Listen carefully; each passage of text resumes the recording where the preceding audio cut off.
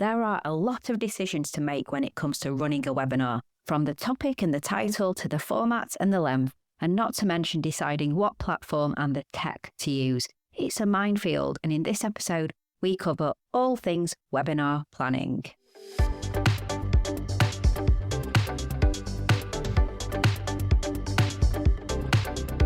You're listening to the Content 10x podcast, where it's all about content repurposing. I'm Amy Woods, and I'm here to help you maximize your content and find smart ways to get your message in front of more of the right people, whilst also saving time. Let's get started.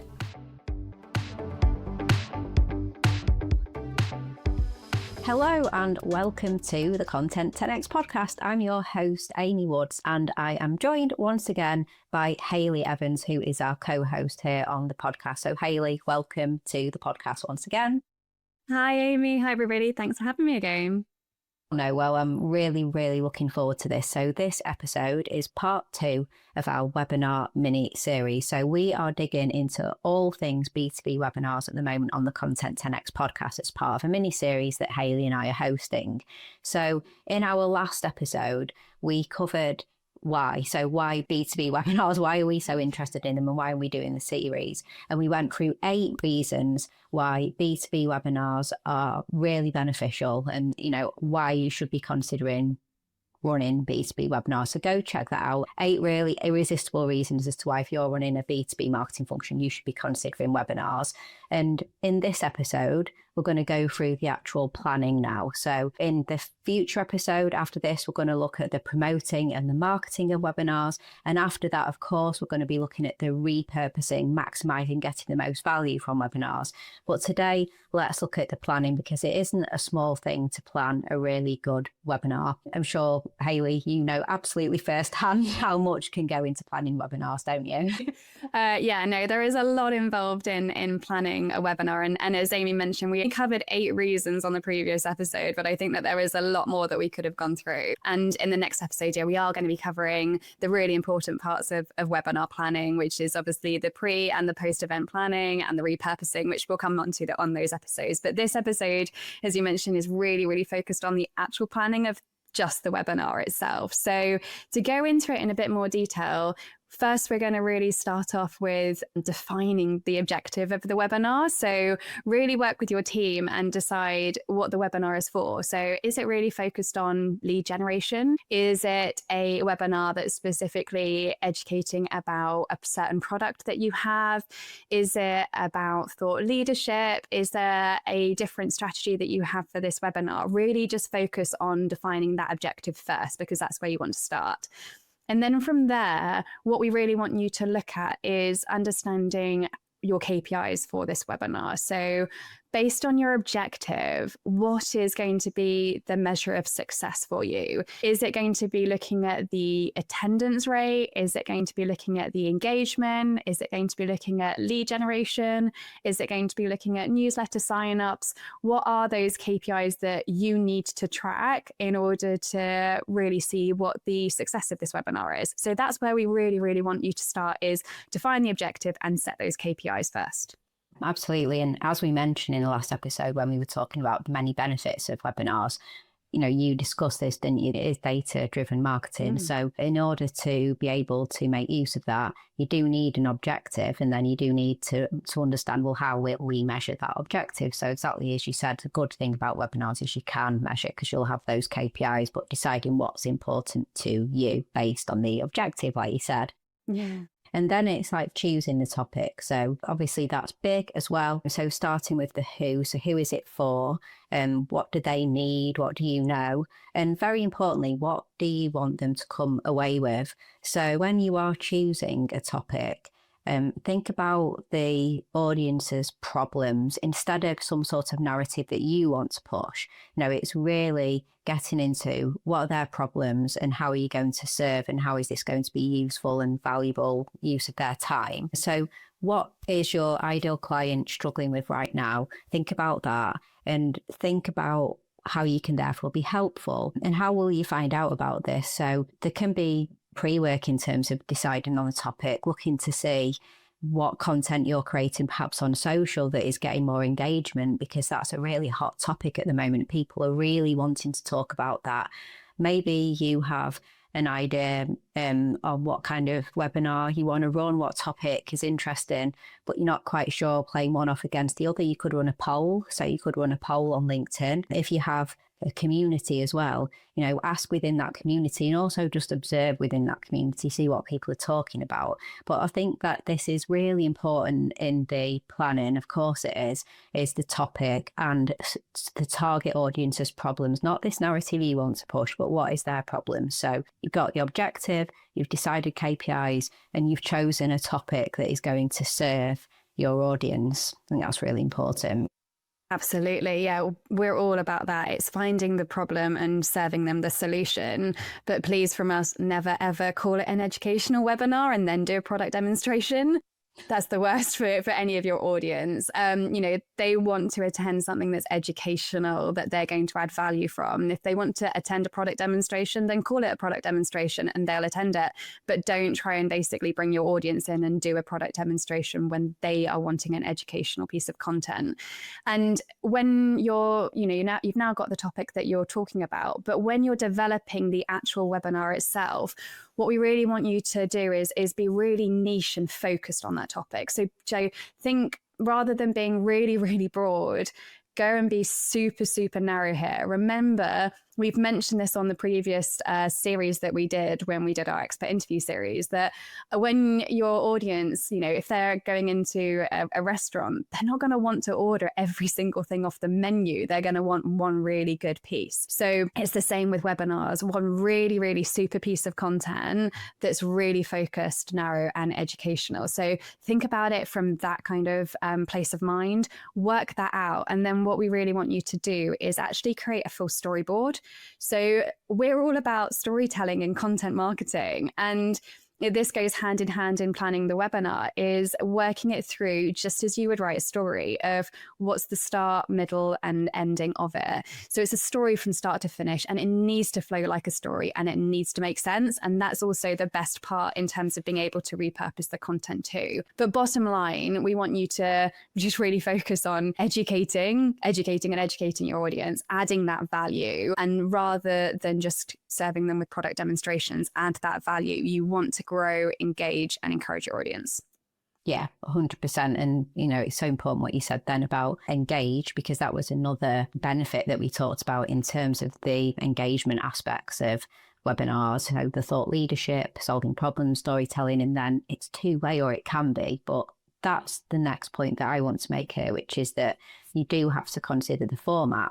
So is it going to be a presentation, a single person delivering a presentation? Perhaps it's going to be an interview webinar, so interviewing one person, or a panel discussion. It could be a panel discussion webinar. You need to think about these things in terms of format. How many presenters? Are you going to do a Q&A session? Are you going to do a live Q&A session? How long will it be? This is all part of the format consideration. So how is it going to be presented and how long will it be? We would say keep it short is important. People just want to get straight to the value, don't they? And people are strapped for time. And as you said, Hayley, if you keep it super, super niche and super focused, then really a short, focused 30-minute webinar that solves a very specific problem, isn't covering everything on the menu, but solves that one problem, that's going to be more effective than an hour or longer covering a few different problems, things like that, because people just don't really want that. And then you have to consider things like if you've got slides. So if you are going to deliver to slides, if that's the format that you're choosing to go off, then make sure they're digestible. Do not overwhelm people with copy. The most effective and engaging webinars, they don't usually involve like really heavy text slides that can be actually quite distracting as well, and then distract the audience and the presenter, because the presenter's kind of trying to talk to slides and the audience are reading them. We don't need that. So this is all part of the considerations for the format.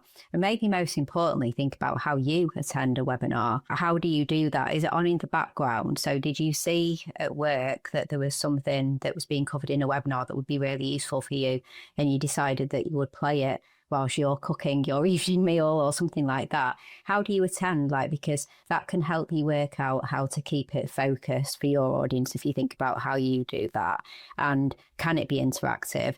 We talked about this in the last episode in terms of the benefits, but you often have that opportunity through the platforms that you use. And Hayley, I know you're going to mention this in terms of platforms, but can you do polls? Can you ask questions? Can you do a Q&A? How are you going to incorporate that?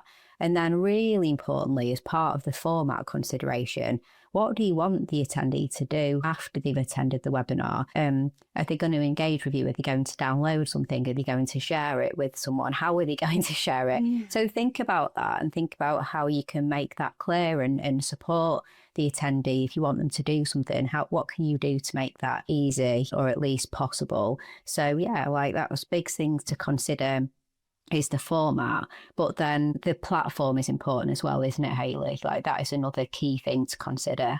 Yes, totally. And just going back to the point that you mentioned about having those slides and not reading off of it, it's super important to also consider that in terms of repurposing your content, because a really great thing is obviously after the event, you can repurpose, teasers from your webinar. But what you want to be doing is remembering that you're teasing the future audience to attend that webinar too. And if they have all of the content that they're already reading off of the slide, you're not adding any additional value for them to attend a future webinar. So you want to lay some intrigue, some creativity, and think also about the format. So when you're repurposing that content, you're going to be viewing it on a phone. So if you fill a whole page full of text and content, it's very highly difficult to then repurpose that content into something that's creative. So what we really love to see is really creative slides with minimal content where you are engaging directly with that audience rather than them just reading off of slides, because that's what you want. You want your audience to engage with you as a person and a brand and not just read off of slides, which they could have just received on an email. So this is where we're really, really passionate about ensuring that the webinar is as engaging as possible and is as useful as possible in terms of repurposing it into future. So yeah, just touching on that again slightly. But yeah, as Amy mentioned, you definitely do need to consider what webinar platform you're going to use. And there are tons and tons of choices out there. So please definitely do your research and have a look and see what you require in terms of the format. So if you can use simply Zoom, there's also GoToWebinar, Goldcast, etc. There's plenty of them, but they all have different features. So some of them will take care of registrations. Some will also do automated emails, follow-ups, and do the replays. But whatever you do, look at all of the different options and choose wisely for the features that you require as a brand. But most importantly, and we can't kind of state this enough, is do your rehearsals beforehand, please. We've had, great clients who've testimonials to this, who've kind of jumped on a webinar platform that they've not used before, and have had kind of some tech slip up, shall we say. But the tech checks are really, really essential. So never run a new webinar completely cold. Just make sure that you're jumping on with the host, if you're co-hosting, whoever's kind of attending as a panel, and do those tech checks. Make sure that, mics and speakers, etc., are working perfectly, and also do test if you've got like a back room and a front room. Make sure it's working and you know where everyone is. We've had some instances where we found out interesting kind of comments on that. But yeah, tech checks are super, super, super essential. And we've also got a really great clip from Mike Derrico, who's a wonderful client and head of marketing at Arix Technologies, and it's all about webinar tech and working with partners too. Webinars work if you do them correctly. And when I say if you do them correctly, if they're on a good platform that works on mobile and desktop, if you do work with a partner that does webinars on your behalf and they have the right audience, it can be expensive to pay them to do it. But if they're a trade show organization who also does publications and does webinar hosting and stuff, and they have the right audience and they host it on your behalf, you've already jumped over the hurdle of establishing credibility and getting an engaged audience. They've already done it for you. And then after that, if you can line up content for that specific audience, the job title or function or whatever that your business is selling to. And that was a really interesting point there from the lovely Mike Derrico, head of marketing at Arix Technologies. It can be more than choosing a platform, because you can work with a partner who can help run it and bring your audience too. So it's so interesting to hear that you can partner with companies who can actually help to bring the lead, so to speak, and the audience to the webinar. So have a listen to the full episode with Mike Derrico as well. That's over on B2B Content Strategist, because he shares more on his approach to webinars. It's a really great episode. We'll put the link in the show notes, so do go check that out. Also, Hayley, it made me laugh when you were talking about the tech setup in the back and the front room, because you should also go check out our episode with Megan Eales-Monroe from Appfolio, another client of ours. She shares a honest and quite funny story about how they didn't realise that the people in the back green room were actually completely on display to their audience as they were talking. I mean, these things can happen, and we're all human, aren't we? So we can't emphasize enough how you just need to find the tech, find the platform and check it first and be familiar with it and be prepared for things that might go wrong.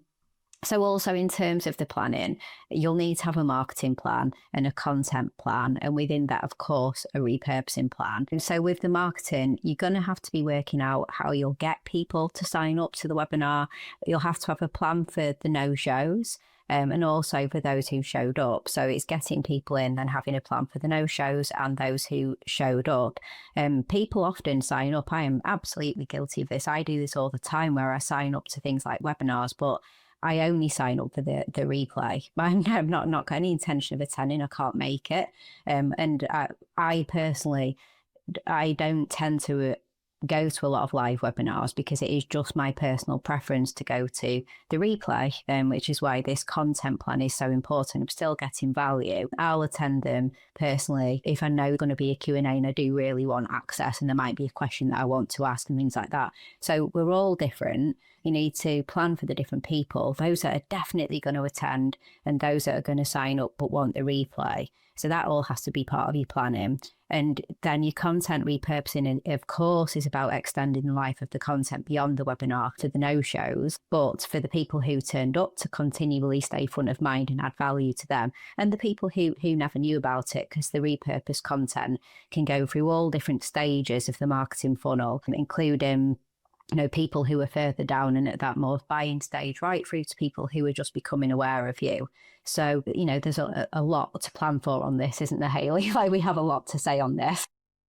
We definitely do. And we have a lot to say for it. And it's so important, as you mentioned, to really plan for the people who are the live attendees and then people who you might class as no-shows, but they show up. They're really, really important and really, really valuable to attend in your content plan. So have a look and think as well how, as Amy mentioned, we all have different ways that we do and don't attend webinars, whether it is that our diaries are booked and that we can't attend them, or whether it is that actually we prefer an engagement format, or we prefer to actually listen to them at a certain period of time during our day. But really plan out for those and don't just kind of assume that those no-shows are not valuable, are not really high kind of engaging leads. So make sure, and I know, well, luckily we have 2 episodes coming up on both of these in more detail. So our next episode is specifically on the marketing and promotion and follow-up. So we're going to run through with you exactly all of the pre-event marketing that you need to be doing ahead of your webinar. And then the following episode after that is everything repurposing, which we obviously love to talk about, but everything is going to be kind of post-event repurposing. So that's been a really, really great episode. And a key thing is that when we speak about things like platforms and formats and the webinar planning itself, you really need to consider your repurposing and just ensure you're creating everything with repurposing in mind to get that maximum ROI from this.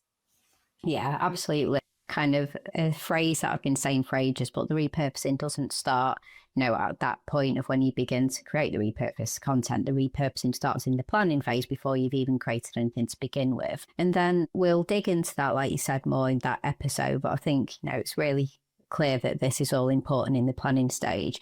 But with all of this planning, we talked about a lot of planning, you need to think about the time. So how long do you have to plan for this webinar? We recommend developing a timeline, really project managing this. So break up your plan, what needs to be done on each week, each day, leading up to the webinar, after the webinar, and review it, regularly. Keep looking and seeing where you are at. Have milestones, set responsibilities for the different people in the team who are responsible for different aspects of getting this webinar live and the work afterwards and the content plan and the marketing plan, and make them really clear. Having and planned out the time and working back is super important, isn't it, Hayley? It's really, really important. And, here at Content 10X, on the last webinar that we ran, we've developed a completely high level plan in our Google Sheets, and all the detail then goes within ClickUp, which is one of the platforms that we use. And there are some things that are time sensitive that you really need to be prepared for to jump on quickly. So if you really want the webinar to be available as a replay within 24 hours, so quick after the live, but you're going to edit it and, everything that's involved around that, you need to be ready straight away to do that. So we loved having our kind of high level plan in terms of what we're going to do at which stage. So I guess to cover off for this one, hopefully we provided you with a lot of good advice for planning your B2B webinar. And then, as we mentioned before, so join us in the next episode and we'll be covering promotion of your webinar and all of the follow-up that you'll need. And throughout this, you can also download our free brilliant resource that goes along with this series. It's called the B2B Webinar Planning Playbook. And to get it, just head to content10x.com/webinar-guide. And in it, you're going to find everything that you need when you're planning your webinar, and a super handy checklist too, where we filled out everything that you need. Yeah, we're really proud of this resource. It's really, really useful. So do go get a copy. Just click on the link in the show notes. Awesome. Well, I think we've covered everything for this episode. So thanks once again, Hayley. Super valuable. If you want help with your content, so if you are planning on creating webinars or you have webinars or anything else, videos, podcasts, research reports, in-person events even, and if you would like help with that, if you would like help through from consulting, strategy planning to the repurposing and maximizing of that content, then please don't hesitate to get in touch with us. We'd love to speak. We'd love to see how we can support you. So just head on over to content10x.com/inquiry if you'd like to have a chat with us and find out how we may be able to help. So great. Well, all that's left to say then is thank you so much for joining Hayley and I in this episode as part of our webinar series, and we will catch you in the next episode. So thanks for joining and we'll see you there. Thanks, everyone.